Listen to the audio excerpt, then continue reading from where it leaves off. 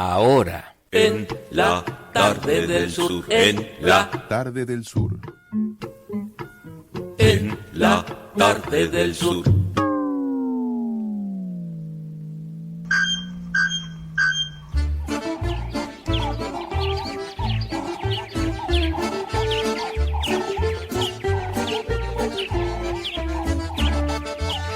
Aquí estamos para presentarles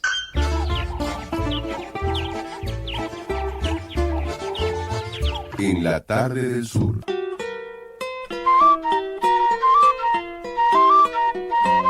Estamos en el año del centenario del maestro Abel Carlevaro. Los lunes de 2016 serán un lugarcito en el que junto a Alfredo Escande, su discípulo y biógrafo, compartiremos su música, sus ideas y enseñanzas, historias de su vida, en la tarde del sur. Venga la guitarra vieja, nueva otra vez al castigo, con que la espera el amigo que no la deja. Alta siempre, no caída, traiga su risa y su llanto, clave las uñas de amianto sobre la vida.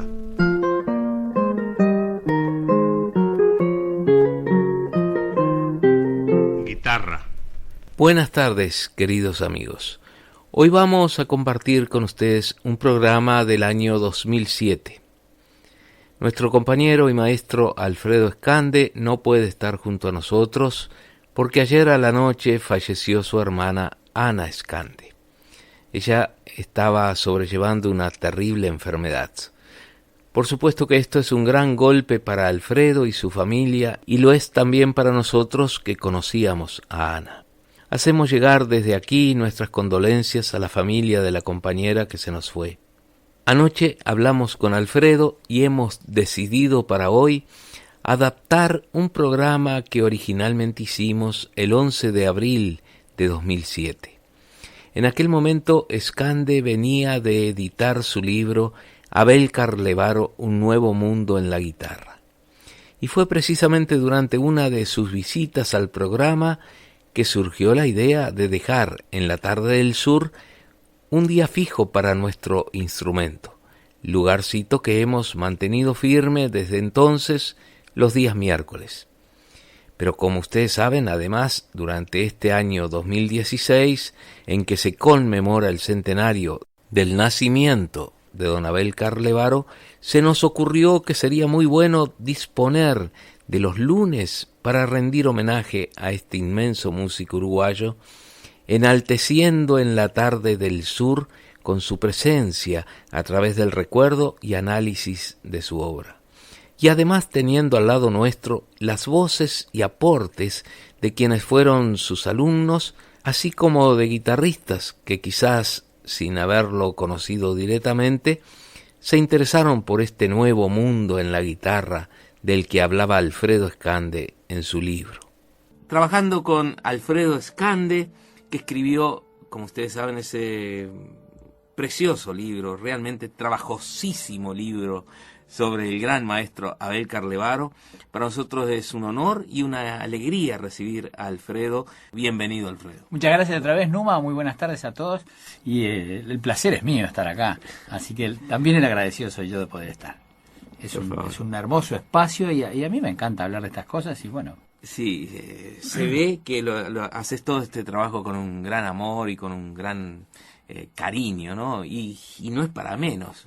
27 años trabajando junto a don Abel, ¿no? Bueno, claro, por supuesto. Eso es muy importante y el gusto por la guitarra y por la música. Y como él me condujo es en ese camino de la buena guitarra y de la buena música, sí. Aprender a apreciarla y a valorarla, es lo que yo puedo hacer. ¿Escuchaban solo música guitarrística con él? No. Es decir, en realidad el trabajo con él era trabajo sobre la guitarra en la época de las clases y sobre la guitarra en la época de escribir cosas. Pocas ocasiones había de sentarse a escuchar música, porque salvo que hubiera alguna grabación especial que él me quisiera hacer oír o algo por el estilo, pero en realidad el tiempo se iba en preparar cosas que iban a ser escritas y publicadas. Ese fue el mayor trabajo que hice con él, además del trabajo sobre la guitarra. Claro. Yo empecé como discípulo de él. Seguro. Y un par de años después de estar estudiando con él y que él había percibido, bueno, que a mí me interesaba mucho y además sabía que yo estaba tomando nota de todo lo que él me enseñaba y guardando mis apuntes. Y entonces un día, llevaba 2 años estudiando con él, y me había hablado alguna vez de su proyecto de escribir una teoría instrumental. Fue en cierta medida uno de los grandes proyectos de una parte importantísima de su vida. Después podemos conversar de eso. Pero me acuerdo que él había vuelto de Europa, entonces yo sabía que él había vuelto y fui para combinar las clases con él, ¿no? Sí. En ese momento estaba viviendo en un lugar donde no tenía teléfono. Y en el año 76 no había celulares, así que si no tenías teléfono... Así que yo fui, toqué timbre, y me dice, bueno, recién llegué, ayer llegué de Europa, qué sé yo. Y enseguida me largó una pregunta rarísima, ¿no? Porque me dice, decime una cosa, vos trabajás en un banco, ¿no? Yo trabajaba en el Banco República en esa época. Y le digo, sí, ¿por qué? Entonces sabés escribir a máquina. ¿A máquina? Sí, le digo, sé escribir a máquina. Entonces tenemos que ir a conversar. Vamos a tomar una Coca-Cola, me dice, porque tenemos que conversar. Me dice, mira, vuelvo de Europa, están trabajando con mis cuadernos, aquellos cuadernos de la serie didáctica, pero están trabajando con ellos de cualquier manera. Nadie sabe cómo usarlos y esto puede ser peor, puede ser contraproducente. Es imprescindible que yo escriba mi libro sobre la teoría instrumental. Claro, porque lo que estaba en la escuela didáctica... Nada más que cuadernos de ejercicio, libros, ¿no? 4 libros de ejercicio. 4 libros de ejercicio. Claro, cada uno lo agarra como... Tengo que escribir la explicación de toda mi teoría, la teoría tengo que escribir. Claro. Me dice, y hasta ahora, siempre traté de que alguien me ayudara, me dice, pero quien sabía escribir a máquina no conocía mis cosas. Y quien conocía mis cosas no sabía escribir a máquina. Y entonces... Y yo vi que era la oportunidad de mi vida, porque yo loco de la vida, porque imagínate que era meterme, yo lo vislumbré, yo encantado, porque era meterme, y fue en el laboratorio, en la usina generadora de ideas para escribirlas y presentarlas de un modo pedagógico. Y discutirlas no en el sentido de discutirlas, sino de discutirlas, analizarlas a fondo, discutir en el buen sentido, ¿no? Desde la redacción y discutir cómo hacer que se percibieran con más claridad y se entendieran. Claro. Y a partir de eso, 2 años trabajando semanalmente, además no había computadora tampoco. Estamos hablando del año 75. Parece mentira, ¿no? Uno habla de 30 años para atrás y es como si hubiéramos estado en la edad de piedra con respecto a ahora, ¿no? La gente nacida después de eso no puede creer lo que uno cuenta. Pero es así. Y entonces yo tenía una vieja máquina de escribir que había sido mi padre, del mismo tipo que las que usaba yo en el banco, que eran unos masacotes. Remington, claro. Bueno. Y entonces escribía un capítulo en mi casa de todo lo que habíamos hablado, y a la semana siguiente lo llevaba y yo lo iba leyendo y él iba haciendo acotaciones y hay que cambiar acá, hay que cambiar allá, y me lo tenía que llevar de nuevo y volver a escribirlo todo otra vez. No había recorto y pego, no había nada de eso. Volver a escribir todo. Y ese proceso, por ejemplo, el primer capítulo que llevó 5 semanas, me acuerdo. El primer capítulo que era el cómo sentarse, cómo tomar la guitarra, la posición del cuerpo. Bueno. Entonces, el día que terminamos, le dimos el punto final al primer capítulo, entonces fue a buscar una botella de vino. Trajo una botella, vamos a brindar. Y entonces brindamos por el primer capítulo. Y inauguró una carpeta, a él le gustaba mucho inaugurar carpetas. Inauguró una carpeta para los capítulos del libro. 2 años trabajamos de ese modo. 2 años. 15 capítulos tuvo el libro, 2 años. En el año 78 quedó terminado y en el año 79 lo publicó Barry, que llevó 1 año que lo publicaron. Es como los discos, demoraron 1 año. Bueno, libro que yo escribí sobre Carlevar, yo lo terminé en octubre del año 2003. Sí. ¿Y salió? Y salió en agosto del 2005. ¡Qué locura! Claro. Increíble. Bueno, ahora se hace todo más rápido. Y eso que fue aceptado, te diría, casi enseguida por la editorial. Sí. Pero todo lleva un tiempo tremendo. Estas cosas llevan vamos a comenzar con la música. Son obras, lo que vamos a escuchar hoy, obras del propio Carlevaro, ¿no? Del propio Carlevaro. Los preludios americanos, algunos de ellos, se llaman Evocación, Scherzino, Campo, Ronda y Tamboriles. Son 5 preludios. Pero vamos a escuchar el primero, Evocación, ya con la guitarra, ya grabado con la guitarra Contreras, hecha con el modelo Carlevaro. El modelo distinto, pero también es una grabación del año 85. Ahí está, a llegar. No fue el primero que compuso, ¿no? No, el primero que compuso fue Campo. Que por algún motivo le puso el número 3. Claro, porque primero lo compuso como un preludio, después le puso Campo. Los grabó 2 preludios, Campo y un esbozo de Scherzino. Pero ya después, cuando tuvo la idea de los 5 preludios, decidió que ese era el número 3. Vamos a escuchar el número 1. Evocación, Don Abel Carlevaro.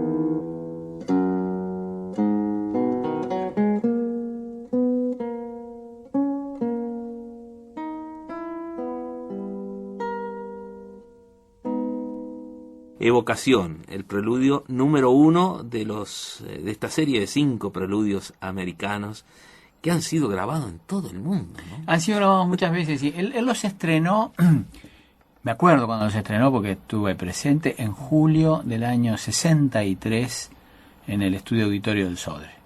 Ahí los tocó en Montevideo por primera vez. Los 5. Los 5, claro.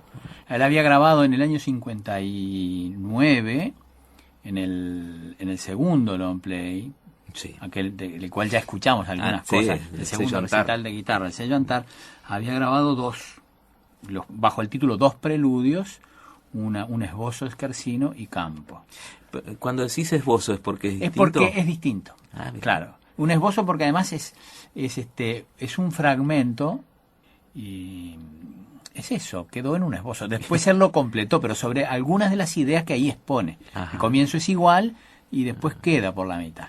¿Y qué comentaba Le él agregó cuando- una parte central, disculpame. sí, sí, ¿no? Disculpame, pero le agregó una parte central que es muy bonita y que está inspirada en El Carretero, aquella canción de Arturo de Navas que cantaba Gardel. Claro, sí, sí, sí.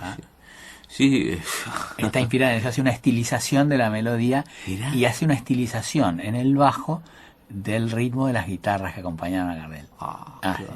sí. Después que él me contó eso, la entendí de otra manera. De otra además, manera. claro. Vamos a traer, Se puede escuchar. la después. escuchamos nuevamente Después- y vamos a escuchar El Carretero, Claro, como documento, ¿no? claro. ¿Cómo se inspiró era- en eso? incluso, no sé si no la tengo por Arturo de Navas. Es posible, claro. Sí, porque Yo la tengo grabada por Gardel. Por En algún Gardel, lugar la sí. tengo. Sí, en fue el algún que la lugar hizo tengo, famosísima, claro. Sí, ¿no? sí, sí. ¿Qué decía Don Abel cuando escuchaba sus preludios grabados en otras guitarras? No, yo en general él No no opinaba. En general no opinaba sobre grabaciones de dos guitarristas. Ah, ¿no? Así, no, él se cuidaba mucho de emitir opiniones. Una cuestión de ética o lo que fuera. Precioso, No, muy interesante. Sí. No era criticista. No, prefería no comentar, sí. Salvo que le gustara mucho algo, entonces te decía, ¿no? Sí, Y si no, se mantenía reservado. sí. Y en cuanto a guitarristas, así que él admirara o que... Lo mismo, si eran contemporáneos, no decía mucho. Siempre me contaba a mí de su admiración por Segovia, ¿no? Y al mismo tiempo de sus líos con Segovia y de hasta qué punto él, habiendo estudiado 10 años con Segovia y teniéndolo al lado, se diferenció. Y sin embargo lo admiraba mucho. No, pues claro. En todos sus relatos demostraba, pero además me contaba, esto porque yo lo admiraba mucho, me decía. Pero decía, al mismo tiempo me decía, y yo lo escuchaba tocar de al lado. Y decía, porque oía iba a la los casa, ruidos de los y oía dedos. tal cosa, oía tal otro y no estaba de acuerdo. Y bueno, pero al mismo tiempo lo admiraba mucho.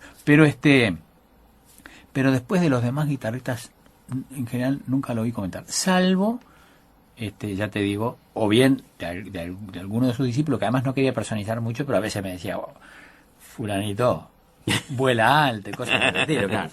Claro, eso es otra cosa, ¿no? Pero si no, en general no emitía. Además él me decía a mí, voy a un concierto de guitarra nada más que por compromiso, es decir, prefiero escuchar otras cosas y no la guitarra, ¿no? Ahí está. Si ¿no? tengo el compromiso Sí. de ir a escuchar Como a alguien, obligado, ¿no? pero prefería siempre ir a otras cosas de la música. Que debería Y ser... lo mismo en la casa también. Sí. Dice, yo no escucho guitarra. Decía, Es lo que escucho te muy quería poco guitarra. preguntar. ¿Qué Claro. escuchaba, no? Escuchaba mucho, tenía el hábito de escuchar el Sodre después del almuerzo, por ejemplo, Bien. y escuchaba discos de todas las vertientes de la música clásica que le interesaban a él, ¿no? Cosa que además él contaba que lo hacía desde niño. Claro. ¿Verdad? Que ahí se inició con la música. Bueno, Segovia prometió o prometía muchísimo esto de grabar los preludios. Sí, ¿no? porque él le dedicó a algunos de ellos y se los mandó y en varias cartas Segovia le prometió. Pero bueno, Sí. siempre queda aquello de que tenía mucha música, le llegaba mucha música de muchos compositores que quería que él les tocara y les grabara.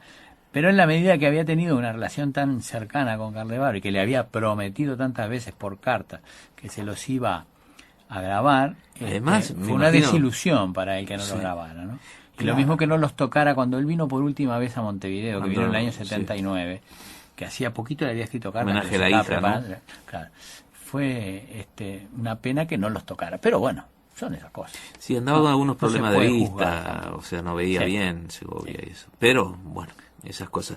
El libro que escribiste, que editó El sello Aguilar de sello- Santillana, claro. Sí, está en todas las librerías. porque tú- Está en todas las librerías. Sí, Sí, está en todas las librerías. Porque el otro día un Como amigo ya me dice, tiene- no lo encontré. Ya tiene más de 1 año y medio, no está en las vidrieras, no está en Primera Vista, pero en el lugar donde preguntes por él está. Yo lo he Sí, visto. sí. Yo lo he visto. Es un libro realmente estupendo. Yo pienso que la gente tiene que, sobre todo los que aman la música y la guitarra en especial.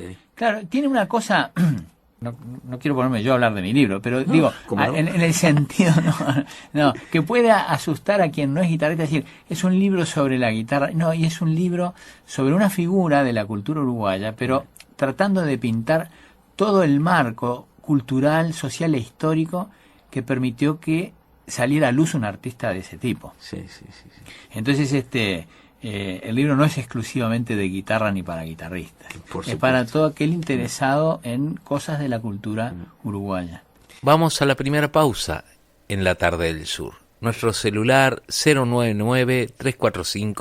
099-345-170. Estamos recordando el programa que hicimos el 11 de abril de 2007 junto al maestro Alfredo Escande y en el que hablábamos sobre Abel Carlevaro, un nuevo mundo en la guitarra. Somos Emisora del Sur, 94.7 FM 1290 AM, y sus repetidoras en el interior del país. 93.5 FM Chuy, 93.9 FM Rivera, 106.9 FM Melo, 107.7 FM Rocha.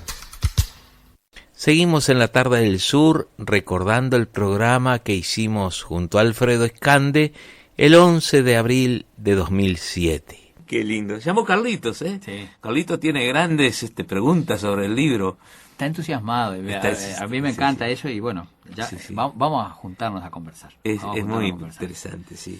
Bueno, seguimos charlando sobre estos preludios americanos. Qué lindo lo que nos contaste y es para la audiencia que no leyó el libro todavía, de pronto algo distinto, que Abel Carlevaro se haya basado en una antigua canción de Arturo Bueno, de Navas. él tenía una gran admiración por algunos de los guitarristas de Gardel, en particular José Ricardo, El negro Ricardo, el negro Ricardo. con su pulgar. Con el pulgar, claro. Que además él lo asociaba a estos otros guitarristas que él había escuchado, los Tripaldi, los hermanos Tripaldi, y bueno, y lo que él evocaba de Bachicha, que lo había Claro. oído tocar. Que Alberto iba con Malotti. Agustín, ¿no? Él iba primero con Agustín, él una vez fue solo también, pero primero fue con Agustín, que era el que lo llevaba. Hay unas anécdotas preciosas. Sí. A mí estas anécdotas me las contó el doctor Héctor Velo, a quien estaré siempre agradecido, porque preciosas anécdotas, que era un lugar, la trufa donde tocaba Bachicha, al que entraban los que conocían el camino, los iniciados, vamos a decir. Entonces sabía que había un portón y en la madera del portón había un nudito, y si metían el dedo en el nudito había una piolita, y si tiraban de la piolita podían abrir la puerta Y si y no, entraban. Un camino bordeado ahí de cañaveral y al fondo ¿En qué barrio era? en el Cordón. En el Cordón. Ahí en Uruguay, donde muere Eduardo Acevedo, o donde empieza Eduardo Acevedo, como lo quieras ver. Años de gran oscuridad. Años de gran oscuridad, y ahí sonaban las guitarras y ahí tocaba Bachicha. Increíble. ¿Ah? Y algunos que lo acompañaban y bueno, se juntaban. Bueno, y él tenía gran admiración por ese tipo de guitarristas. Bachicha era el que tocaba con el pulgar solamente. No, ese era el Tripaldi, Tripaldi. según tengo entendido. Con el pulgar, Con el todo claro, hacía. claro. Y él le maravillaba esa De mecánica. Bachicha ¿no? lo que recibió fue el ritmo de los milongones, y lo que le llamó la atención fue eso. Bueno, pero entonces él, y eso es lo interesante, ¿no?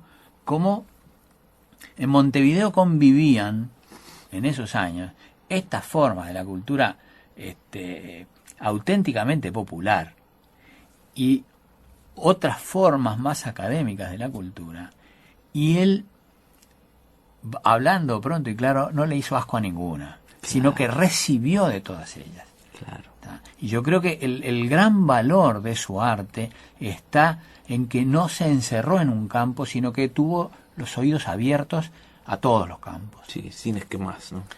Y entonces no miró así por encima del hombro a un guitarrista porque no era académico. Él decía, ellos se pensaban que yo sabía más, y eran ellos los que me estaban enseñando. Claro. Yo los miraba con admiración, te lo decía. Claro. Y yo lo vi decirlo así, a un grupo de guitarristas extranjeros que estaban en un curso internacional, y decirles así. Yo aprendí el uso del pulgar de los guitarreros populares de Montevideo. Qué bárbaro. Claro. Y cómo esa mixtura de cosas, ¿verdad? Y de ambientes en un terreno fértil, en una mentalidad abierta, pueden generar todo lo que generan. Claro. Eso es lo que a mí me maravilla. Y eso es lo que traté de pintar en el libro. Claro. Por eso digo, el tío Julio Casal, hermano de la madre, poeta, cónsul uruguayo en Galicia durante añares, amigo de Antonio Machado, amigo allá de Barradas, que ilustraba la revista Alfar, que era la revista, una revista literaria que después se editó acá. Y entonces, que le hablaba de los poetas y de los escritores españoles, y lo metió en el mundo de la poesía, y lo hizo admirar. Bueno, él andaba con Machado encima, es decir, te contaba cosas de Machado que las había recibido del tío, y cosas de Unamuno. El tío se carteaba con Unamuno. Entonces, todo eso se iba metiendo en una especie de olla, ¿verdad?, donde iba bullendo el caldo en el que se cultivó. ¿No? Supongo que Barrios también debe haber sido un tipo muy unido al guitarrista popular, y donde sacó también... Seguramente, claro, seguramente. Y Carlos Barón era un admirador de Barrios. Y no llegó a conocerlo, pero... Sí, qué cosa. Hablamos. Vamos a escuchar Campo. ¿Qué me decís? Que fue el primero de los que compuso, y él me dijo así, dice, lo compuse de una sentada. Dice. Claro, Sí. dice que le daba vueltas en la cabeza, mirá vos lo que Una son obra las de cosas. Bach. Una obra de Bach, una pasacaglia en do menor de Bach. Y de pronto, dice, me levanté, y de noche era, y se sentó a componerlo, y lo compuso a la mitad de la mañana siguiente, lo había terminado. Así que siguió de largo en la noche. Sí. Yo tengo de este preludio recuerdos preciosos, porque fue posiblemente lo primero que escuché de Carlos Barón, porque Biglietti era claro, alumno, fue claro. alumno de Sí, una vez, claro.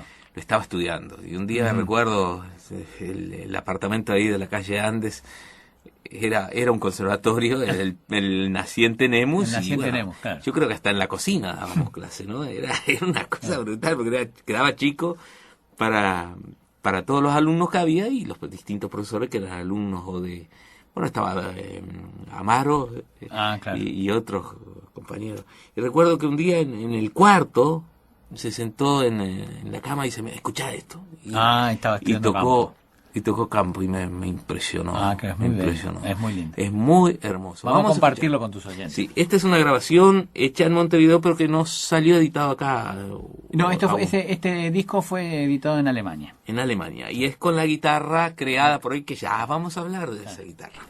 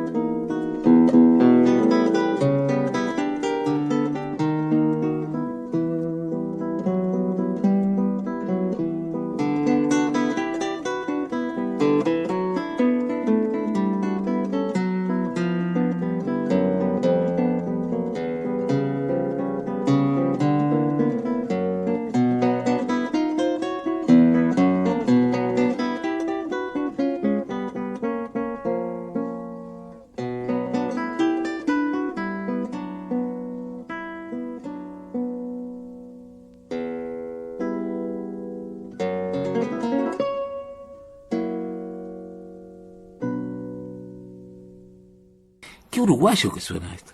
Y bueno, se llama Campo, ¿no? No, pero es basado en una obra de No, pero es Joan nada más Sebastián. que es el intervalo con el que empieza, nada más. Pam, pam, pam. Cada vez la quinta esa y ya está. Y después Y si uno escucha la parte central con atención, se transforma el 3/4 en 6/8, Sí. y ahí es un ritmo que puede ser argentino, uruguayo, Sí. es Es bien divino. clarito, es bien clarito. Sí, es una de las obras más hermosas, me parece, pero de las primeras también, la primera capaz, fue lo primero que compuso. Como composición oficial es la primera, claro, de las que él reconoció como composiciones propias, Seguro. ¿verdad? Porque antes de eso había hecho unas cuantas cositas y cosas. Claro, y cosas. Claro, pero ¿Tú bueno. encontraste entre los papeles de él, entre sus No, sus eso apuntes? no, pero sabía que existían. Algunas de las cosas son esos preludios que él compuso, dos que compuso bajo el espíritu Barrios cuando tenía 16 o 17 o 18 años. Lo guardó Borda. Que lo guardó Borda y Pagola. Y después algunas cosas, lo que encontré fue referencias, no las músicas, pero referencias. Y César Amaro me mostró y me pasó una cosa que él había compuesto en el año 43 dedicada a su tío. Una cosa muy pequeña canción se llama, dedicada a su tío Héctor. Mira. Y yo encontré también que por allá por el año 38, 39 había tocado en la ciudad de Dolores un estilo de él. Mira. Le gustaba mucho la música folclórica, le gustaba mucho. Y el papá padre cantaba, se ¿no? acompañaba y cantaba, claro. Una vez, mira, esto es una cosa, de esas experiencias que a uno le toca vivir y que dice, que me haya tocado esto. La primera vez que yo fui a Europa para dar un curso con él, que me llevó como asistente a ese seminario que estaba dando en Erbach, en aquel momento ya hacía 2 años que lo estaba dando, era el tercero, y lo siguió dando hasta el año que murió. Sí. Es decir, que durante 10 años. Bueno, la primera vez que fui, para llegar y para volver de ese pueblito en el sur de lo que era Alemania Oriental y a 500 metros de la frontera con la República Checa, en medio de unos cerros, un lugar de paraíso así, son unos pueblitos de constructores de instrumentos de música. La producción principal es esa. Para ir, claro, de todo tipo, ¿no? Guitarras, violines, instrumentos de viento, de todo. Había que, para llegar desde Berlín o para volver a Berlín, había que cambiar 4 veces de ferrocarril, de tren. 4 veces. En ramales sucesivamente cada vez más locales, vamos a decir. Bueno, entonces programamos el viaje de regreso, teníamos que volver a Berlín para tomar el avión. Y viajábamos, la señora Carlevaro, Patrick Scioli, un guitarrista irlandés que vivió mucho tiempo acá, gran amigo, otra guitarrista norteamericana que también volvía para Berlín, y yo, éramos 5 personas, cargados con todas las cosas, volviendo. Sí. Parecíamos gitanos. Entonces tomamos un compartimiento en el tren, como esos trenes europeos que son los compartimentos, ¿sabes? Claro. Bueno, y nos pusimos a conversar, ¿no? Y de pronto Carlevaro que le pide prestada la guitarra a esta americana que tenía una guitarrita de estudio en una funda de tela, porque ya había tocaba la viola de gamba y andaba con su... Entonces no andaba con una guitarra de concierto, sino que andaba con una guitarra de estudio, ¿no? Le pidió la guitarra en el compartimento del tren. Y se puso a contar las cosas, y a cantar, llegó a cantar las cosas que tocaba el padre y que él recordaba. Fue una charla tan maravillosa. Y cantó. Y llegó a cantar algún estilo, cosas que él recordaba, ¿no? Y tocó una cosa y dice, esto mi padre decía que pertenecía a Fructuoso Rivera. Y tocó unas cosas ahí, sí, cosas por el estilo. Entonces fue un viaje que vos no te... No se pasaron por esa cosa. Pero, sí, una hermosura. Una hermosura. Porque además estaba... A veces era un hombre retraído, pero cuando se empezaba a soltar y empezaba a contar cosas y se sentía a gusto, y entonces ahí tocaba la guitarra también. Porque si no era reacio a tocar así en grupo, sí. Pero si estaba bien, con ganas, se sentía en un ambiente que le era propicio, favorable, bueno. Fue muy amigo de Rapat, ¿no? Era muy amigo de Rapat, fue muy amigo de Rapat. Sobre todo en la época de juventud y media edad. Después cuando, como dice Rapat en un reportaje que yo encontré por ahí, y que lo cito allí en el libro, Rapat dice, éramos muy amigos. Después él se empezó a abrir un poco porque empezó a viajar, dice. Claro, cuando empezó a viajar más y qué sé yo, el ritmo de vida tan bohemio de Rapat a veces no le encajaba muy bien, porque ya él empezó a dosificar su tiempo para estudiar y qué sé yo. Pero en las épocas de tener su vida bohemia, de quedarse hasta las madrugadas tocando la guitarra y hablando de lo que fuera, entonces, claro, y contaba anécdotas de Rapat que eran una atrás de la otra. Alguna vamos a contar. Vamos a escuchar, antes de ir a la pausa, el preludio número 5, basado en el candombe uruguayo. Sí, tamboriles. Tamboriles, Con un uso muy particular del pizzicato, que era un uso de él, del pizzicato. Esto, yo creo que también, él lo razonó, pero al mismo tiempo yo creo que debe haber observado en algunos guitarreros populares, que es distinto de lo que tradicionalmente, en la tradición española se llamó el pizzicato de la guitarra. Que en realidad él decía, esto es una sordina. El pizzicato es esto otro, lo que él usa acá. Vamos a escuchar.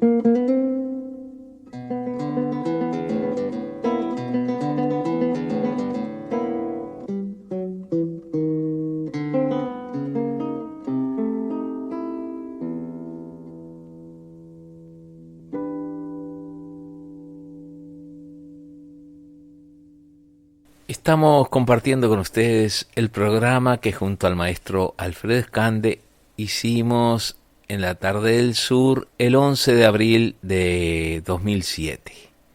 Vamos a la segunda pausa en la Tarde del Sur. El número de línea 2915-1290. Nuestro celular 099-345-170. Somos Emisora del Sur. 94.7 FM. 1290 AM. Y sus repetidoras en el interior del país. 93.5 FM Chuy. 93.9 FM Rivera. 106.9 FM Melo. 107.7 FM Rocha. Seguimos, amigos, en esta preciosa tarde del sur, pero una tarde maravillosa además para escuchar buena música con un buen mate, ¿no? Espectacular. Sí. Realmente. La guitarra con su sonido de madera.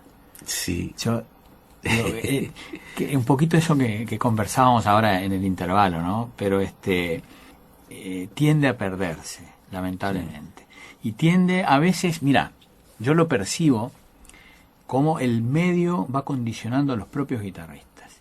Uh-huh. Y los propios guitarristas tienden a olvidarse cuando graban, cuando eligen la guitarra y cuando eligen a veces una amplificación, que la guitarra es un instrumento de madera. Uh-huh. Y que tiene que sonar a madera, es decir, tiene que dar esa sensación de la madera, ¿no? Y no buscan el sonido del metal, lamentablemente se ha impuesto el sonido del metal. Metal, ¿verdad? Plástico, ¿no? Sí. Esas guitarras Ovation que se hicieron tan populares en un momento, que eran de fibra de vidrio atrás. Eso tiene que... Pero en la ejecución misma, en la ejecución también. Bueno, se pierde seguramente, es lógico.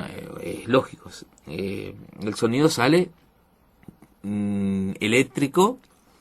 Y tú lo podés ecualizar y hay una gran discusión de que podés lograr un sonido, pero no es así, o sea, se pierde la vibración de la tapa, ¿no? Ahora, se pierde la vibración de la tapa. Y la calidez que da el sonido real de la guitarra es una experiencia inigualable para los que la percibimos y la valoramos así. Capaz que estamos viejos nomás.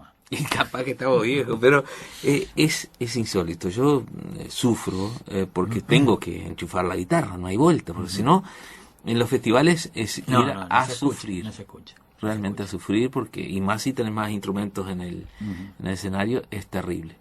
¿Cómo hacían estos viejos para sonar, no? ¿Cómo haría el negro Ricardo para...? Porque en esa época no habría un micrófono para Gardel que cantaba adelante.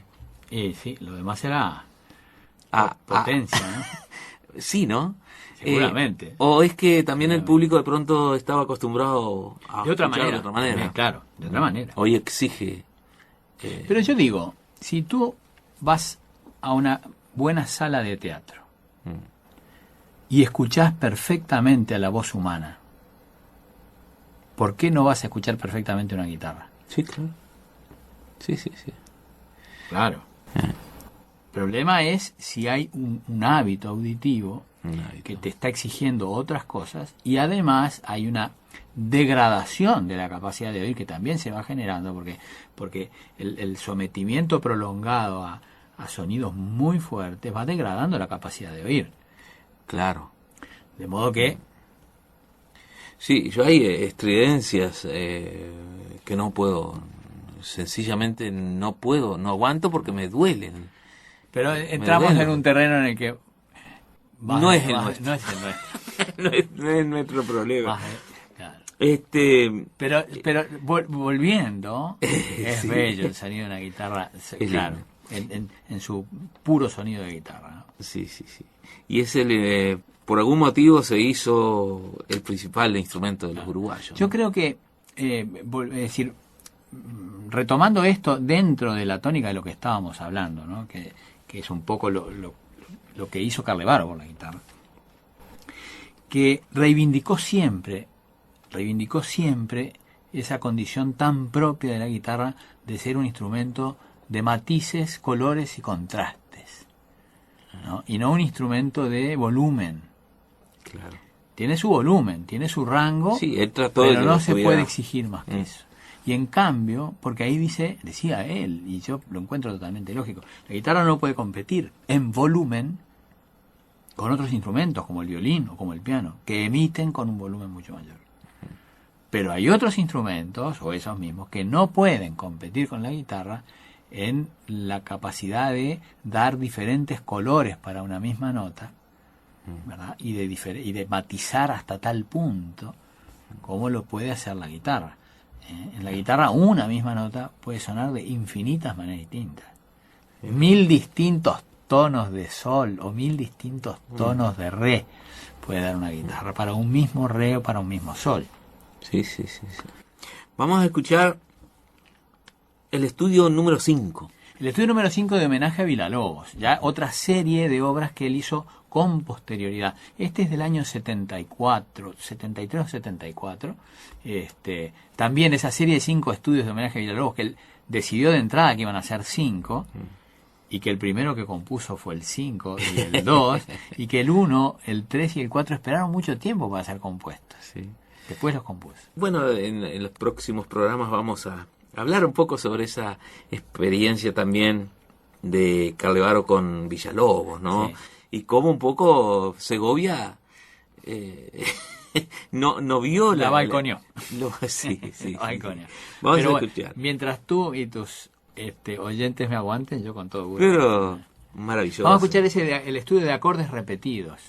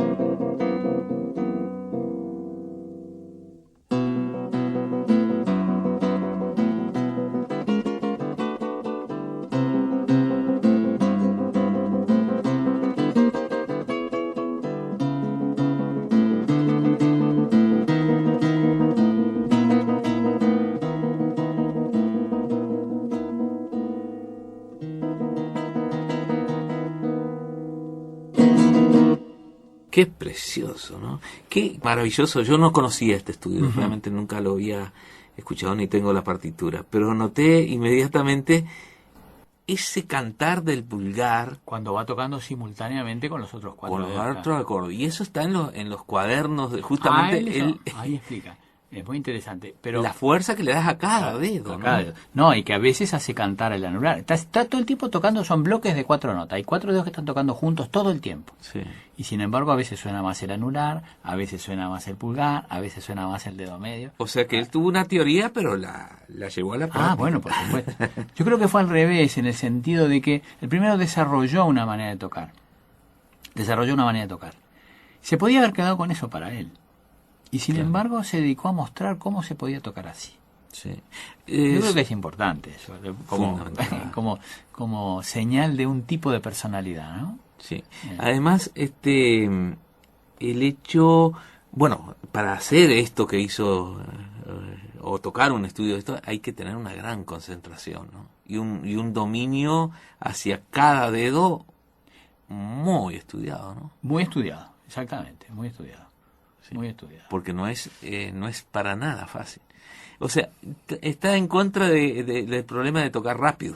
Ah, no, claro, es otra cosa. Es una cuestión de control, de dominio, de educación de cada uno de los componentes. Toda la teoría de él es eso, ¿no? Es decir, y todo su trabajo pedagógico orientado a la educación de los dedos, pero como parte de un todo mucho más complejo y más importante. Bueno, hasta aquí hemos escuchado el programa que hicimos en vivo junto al maestro Alfredo Escande el 11 de abril del año 2007. Por razones obvias, saqué algunos fragmentos del programa que tenían que ver con el momento que vivíamos en el 2007, anuncio de espectáculos, etc. Como les decía al comienzo, anoche falleció la hermana Ana Escande, la hermana de nuestro querido Alfredo, y como es lógico, Alfredo y la familia están de duelo.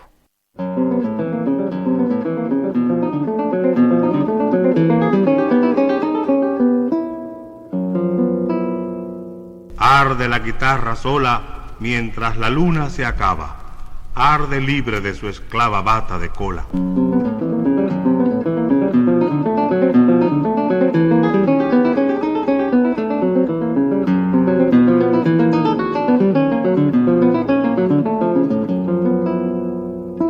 Hasta aquí hemos presentado En la tarde del sur, junto al maestro Alfredo Escande, con Guitarra, buena guitarra.